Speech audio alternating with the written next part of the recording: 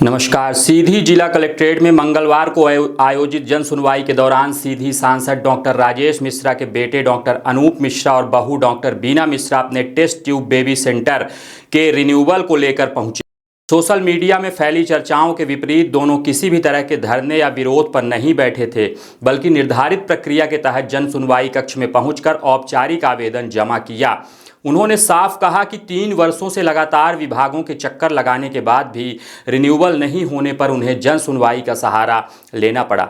Doctor Anoop Mishra ने बताया कि उनके क्लिनिक के पंजीयन रिन्यूअल के लिए 20 दिसंबर 2022 को आवेदन किया गया था। आवेदन के साथ निर्धारित शुल्क 2 लाख रुपए भी वर्ष 2022 में ही जमा कर दिया गया था। इसके बाद सभी आवश्यक दस्तावेज, मानक और शर्तें स्वास्थ्य विभाग को सौंप दी गईं।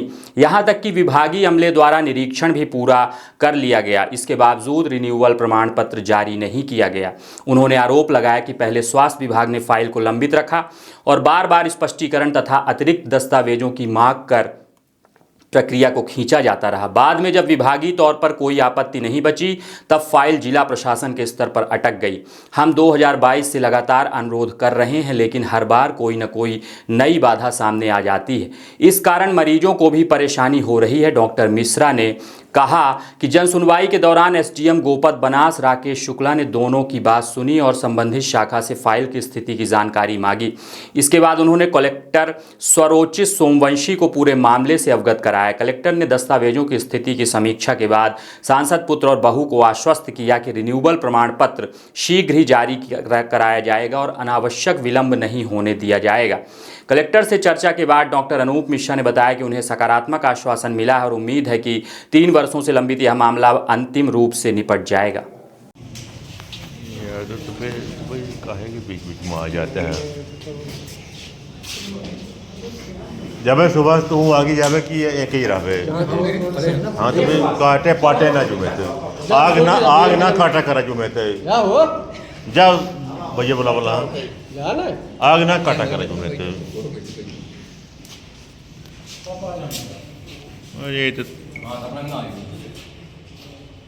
ये आपने आवेदन दिया है कि आपके हॉस्पिटल का कोई रिन्यूअल का काम नहीं हो रहा था, क्या मामला है और क्या दिक्कतें आ रही थी? देखिए, मामला ये है कि 2016 से मैं टेस्ट ट्यूब बेबी सेंटर सीधी में हमारी संस्था संचालित कर रही है। 2016 में हमको लाइसेंस मिला और फिर ये आया कि उसमें 5 साल बाद आपको रिन्यू करना होता है। तो 2016 में हमने लाइसेंस प्राप्त किया सीधी से। 2017 में हमने रीवा में भी सेंटर चालू कर दिया था। तो 2022 जब आया, 5 साल जब पूरे हुए, तो उसमें नया अमेंडमेंट भी आया था कि ये शर्तें होनी चाहिए। तो जिसको हमने फुलफ़िल करके 2022 में हमने एक एप्लीकेशन डाली कि भाई अब 5 साल पूरे हो गए हैं, नया लाइसेंस के लिए हमने एप्लीकेशन दिया है तो हमको परमिशन दी जाए। उसके लिए 2 लाख रुपए भी हमने 2022 में जमा किए। तो 2022 से और अभी तक 2025 तक ये हमारा, जबकि इसमें 1-2 बार इंस्पेक्शन भी अस्पताल की टीम आके करके गई थी और उसके बाद भी अभी तक लाइसेंस नहीं मिला था।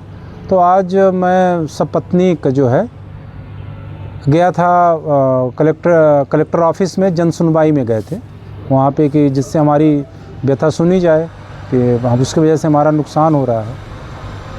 और ये मैं बताऊँ कि ये जो टेस्ट ट्यूब बेबी है, ये जो प्रधानमंत्री एक योजना आई थी लोन वाली, उससे लिया गया था बेकायदे उसमें करके। तो चूँकि 3 साल बीत गए थे तो जन सुनवाई में नॉर्मल गए थे हम लोग कि जिससे हमारा कार्य हो जाए। नहीं, एक तो ये हो जाने वाला काम था, ऐसे काम में आपको दिक्कतें आई, इतना समय लगा, तो इसको लेकर आपका क्या सोचना है? अब जो भी त्रुटियां रही हों, मतलब जिला स्तर के, चाहे सीएमओ लेवल से रही हो, चाहे कलेक्टर लेवल से रही हो, तो हम लोग असल में ये पता था कि मंगलवार को जन सुनवाई बैठती है, वहाँ पे जाके अपनी व्यथा सुनाओ तो सुना जाता है। तो उसी में हम लोग गए थे, अपनी व्यथा आश्वासन मिला है भैया? एप्लीकेशन दे के आए हैं। अब आगे देखें कि अभी तो 3 साल बीत गया है, 2 लाख रुपए भी जमा है, अभी तक लाइसेंस नहीं मिला। जबकि रीवा में हमने अप्लाई किया था तो हमें तुरंत मिल गया था। जैसे हमने किया, उन्होंने आके चेक किया, रीवा में मिल गया था, पर सीधी में अभी तक नहीं मिल पाया है। कहा जाता धरने पे भी बैठना पड़ा? नहीं, धरने में नहीं बैठे थे, बाहर जो टेबल रहती है, बाकी लोकल हैं तो सब परिचित वाले थे साथ में। डरने वाली कोई बात नहीं थी? नहीं, धरने की बात नहीं थी।